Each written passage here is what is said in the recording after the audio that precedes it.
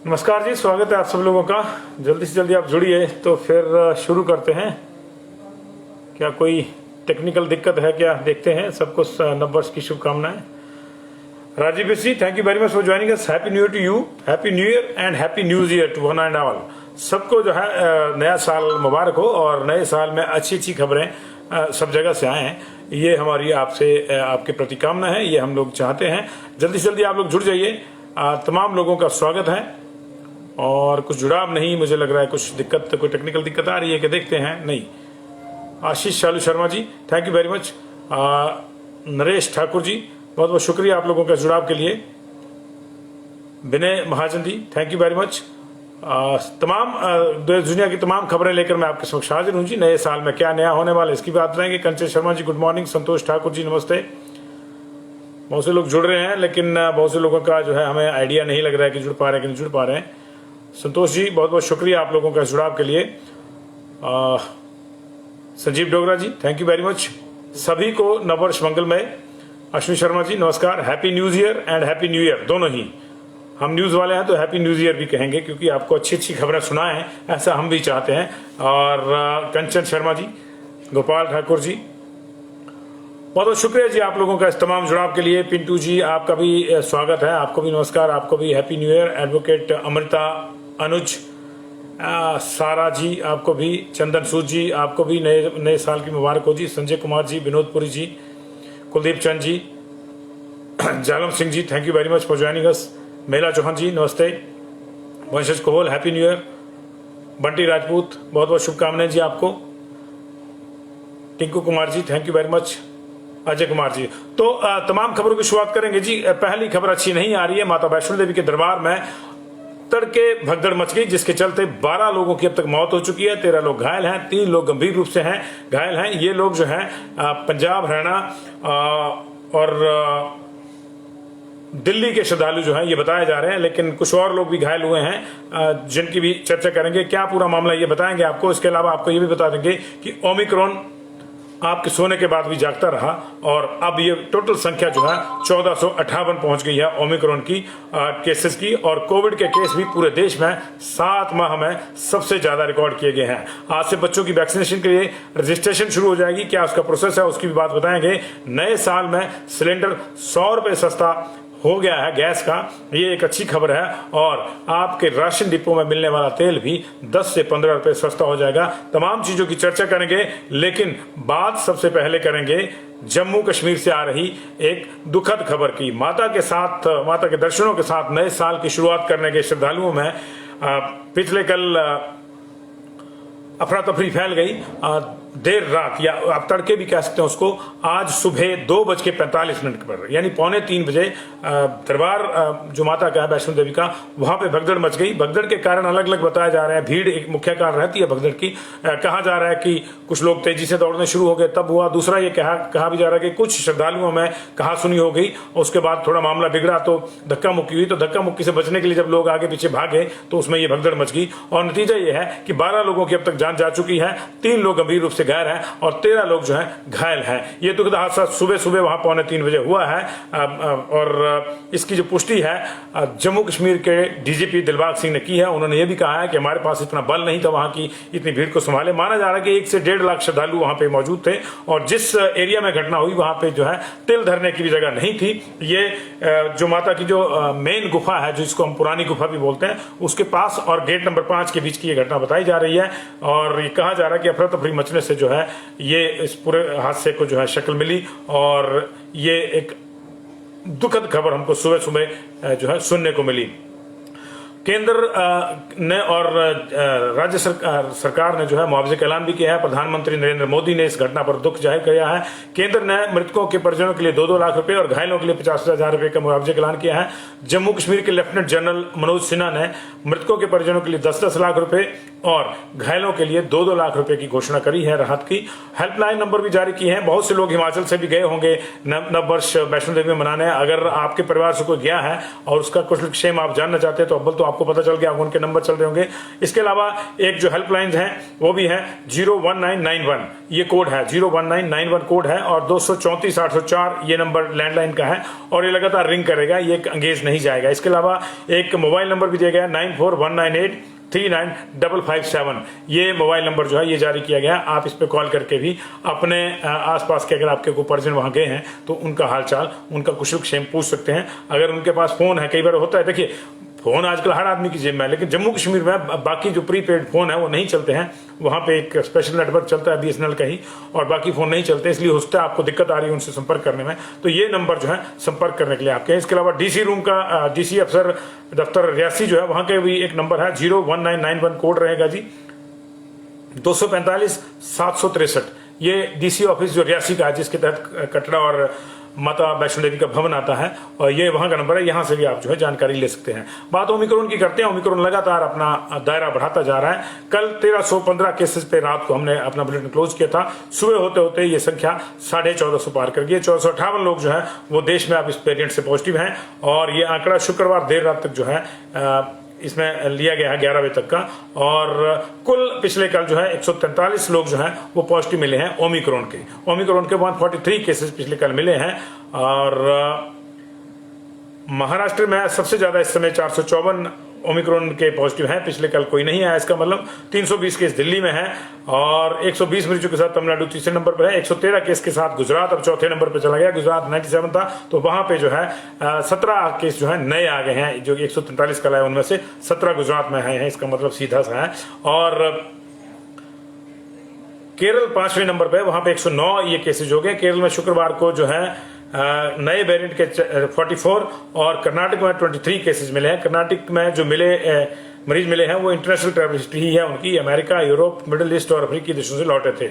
मुंबई में overall corona virus की अगर बात करें तो शुक्रवार को 5631 नए केस मिले हैं, और ये गुरुवार के केसेस जो 3671 थे उनसे लगभग दुगना है। तो दिल्ली में भी यही स्थिति है। दिल्ली में 1313 लोग गुरुवार को पॉजिटिव आए थे, और पिछले कल शुक्रवार को 1796, आप मान के चलिए 1800, तो वहां भी 500 लोग ज्यादा पॉजिटिव आए हैं। दिल्ली में 36% पिछले कल के मुकाबले 36% जो है पिछले 24 घंटे में ज्यादा केस आए हैं। देश की अगर बात करें तो देश में भी लगातार केसेस बढ़ रहे हैं।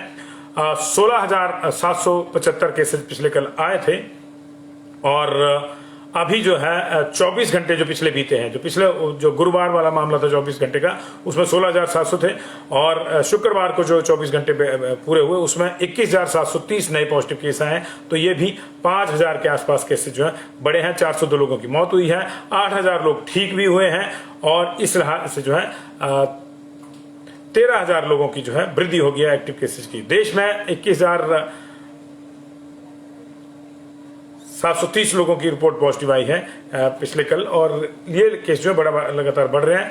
वीरवार को 16,775 मामले आए थे, जैसे हमने आपको बताया, तो लगातार ये मामला बढ़ रहा है। हिमाचल प्रदेश की बात करें तो 87 केस नए आए थे कल, 466 हमारे बढ़कर एक्टिव केसेस हो गए हैं। एक डेथ भी हुई थी शिमला में, 344 रह गए थे 27 तारीख को एक्टिव केस, जो बढ़कर 466 हो गए, 122 बढ़ गए हैं पिछले 5 दिन में। लगातार ख्याल आप रखिए, और जो है इससे बचाव ही आपका जो है ये एकमात्र साधना भी यही है कि आप जितना कोविड प्रोटोकॉल का ध्यान रखेंगे उतना ही जो है आप बचे रहेंगे। एक भगदड़ कल नए साल के मौके पर न सिर्फ माफ कीजिएगा वैष्णो देवी में मची, बल्कि शिमला में भी भगदड़ सामने आई। भगदड़ इस बात को लेकर थी कि वहां अचानक टूरिस्टों को रिज और माल रोड खाली करवाने के लिए कहा गया। शाम 7:30 बजे तक सब सामान्य था, अचानक फिर वहां पे जो पुलिस के दस्ते थे आए, उन्होंने आनंद फानंद में 10-15 मिनट में जो है हजारों सैलानियों को वहां से खदेड़ दिया एक तरह से, और उनको अपने अपने जो होटल्स थे वहां जाने के लिए कह दिया गया, या उनको वापस जाने के लिए कह दिया गया।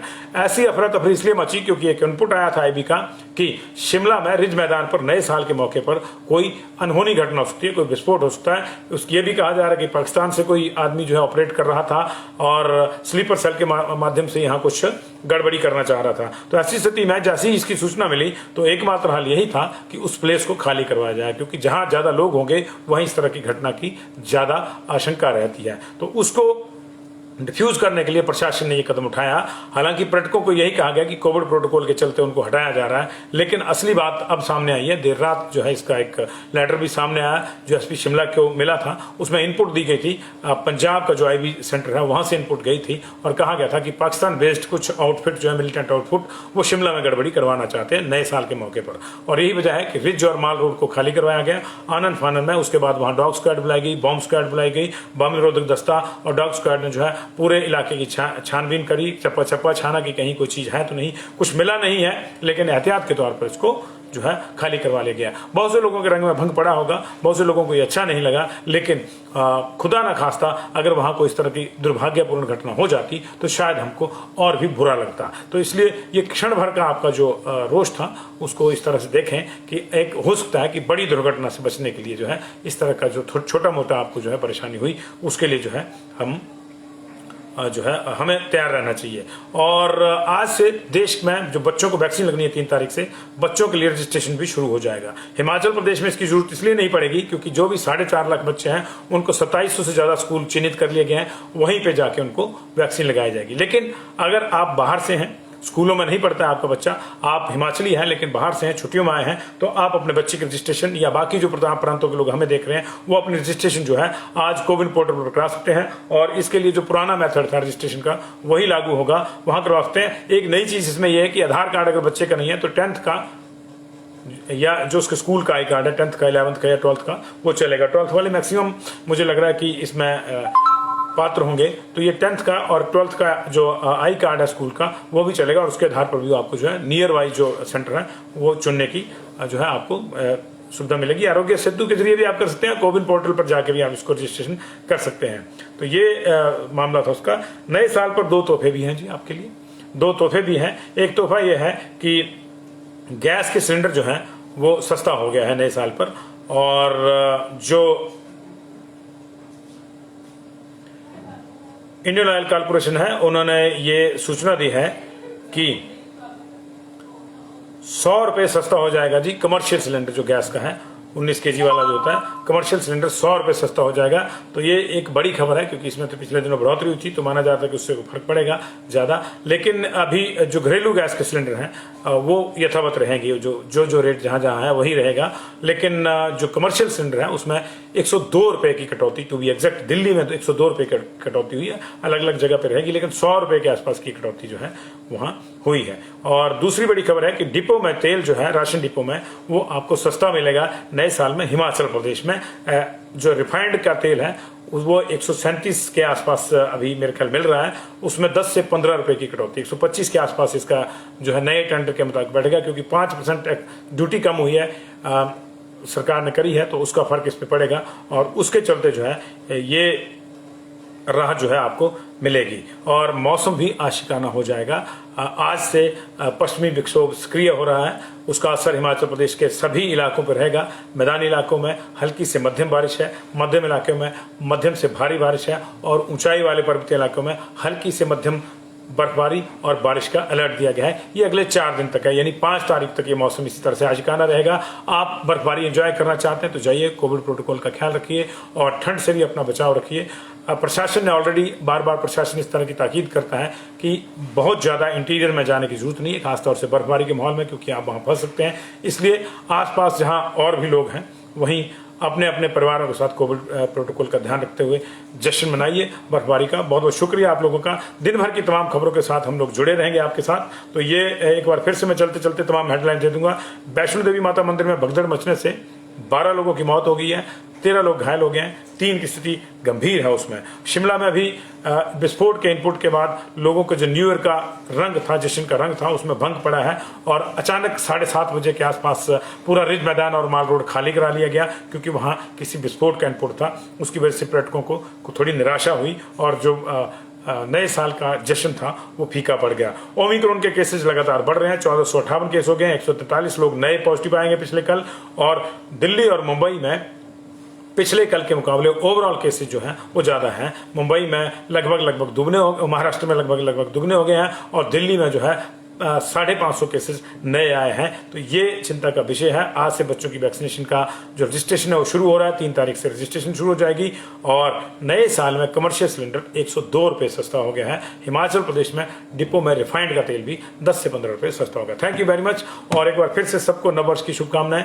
सबके लिए happy new year, happy news year. अच्छी अच्छी खबरें आपको मिले। बहुत बहुत शुक्रिया। कल की खबरें आपने देखी, 817 को लेकर कई लोग बात कर रहे हैं। दिन में एक बार फिर से विस्तार करेंगे। अभी इतना ही कि जो कल अदालत ने फैसला दिया था JOIT 817 पे, स्टे रिमूव हो गया है। 447 वालों की भर्तियों में कोई गड़बड़ी नहीं पाई गई है। 556 को लेकर ज्यादा प्रॉब्लम थी, वहीं से शुरू हुई थी। और 556 की जो पोस्टें 550 के आसपास 560 पोस्टें कैरी फॉरवर्ड की गई थी 817 में, उनको बैक फॉरवर्ड किया जाएगा और नए सिरे से मेरिट बनेगी। वहां पे 1156 पोस्टों की जो 560 नहीं भरी गई थी वो भी पुरानी मेरिट से भरी जाएंगी। तो कई लोगों को नौकरी मिल जाएगी और कई लोगों की नौकरी इसलिए निकल जाएगी क्योंकि 556 के मामले में माननीय अदालत ने यह भी कहा है कि हायर एजुकेशन वाले BCA, DCA या MCA वाले जो हैं वो नहीं होंगे। वो 447 का जो पोस्ट कोड था उसके आधार पर ही भरे जाएंगे, यानी किसी भी सरकारी या गैर सरकारी कंप्यूटर सेंटर से 1 साल के डिप्लोमे वाला। तो जो 447 पोस्ट कोड की भर्ती के नियम थे उन्हीं नियमों के आधार पर 556 भरा जाएगा। लेकिन 556 में जो हायर एजुकेशन वाले हैं, जो हाईली क्वालिफाइड हैं, जो ज्यादा क्वालिफाइड लोग हैं, उनको नहीं लिया जाएगा, उनको बाहर रखा जाएगा। तो नई सिरे से मेरिट बनेगी तो कुछ लोगों की नौकरी भी जा सकती है। ये दुखद होगा क्योंकि 2 साल उनको नौकरी करते करते हो गए हैं। नई पॉलिसी के तहत वो लोग तो इंतजार कर रहे होंगे कि अब उनको रेगुलर पे बैंड मिलेगा, लेकिन वहां मामला नौकरी जाने का आ गया है। 817 में 560 पोस्टें कम हो जाएंगी। बाकी उनकी जो 1367 पोस्टें थी, 1860 पोस्टें थी 817 कोड की, वो रहेंगी। तो 560 हो जाएंगी और 1307 पोस्टें जो उनकी भरी जाएंगी। हालांकि वो मांग कर रहे हैं कि उनको 817 ही पोस्टें दी जाएं क्योंकि उनको मालूम नहीं था। लेकिन उस मामले में कोर्ट ने साफ कर दिए सारी चीजें। अगर उनको अब कोई न्याय चाहिए तो उनको सुप्रीम कोर्ट ही जाना होगा। हालांकि इस मामले में थोड़ी एक बात यह भी है कि पोस्टें 817 हो या 1307 हो या 1817 हो, इसका इसलिए फर्क नहीं पड़ता क्योंकि मामला भी प्रोसेस में चला हुआ है। तो फर्क सिर्फ यहां पड़ता है कि कुछ लोग जो हैं नेचुरली 560 लोग अगर बैक वापस जाएंगी तो 560 लोग वंचित रह जाएंगे। इतना मामला है। 19,000 लोग ओवरऑल बुलाए हैं टंकण परीक्षा के लिए, उनमें से किसी को मना नहीं किया जाएगा। टंकण परीक्षा में सारे बैठेंगे। बहुत बहुत शुक्रिया जी आपका।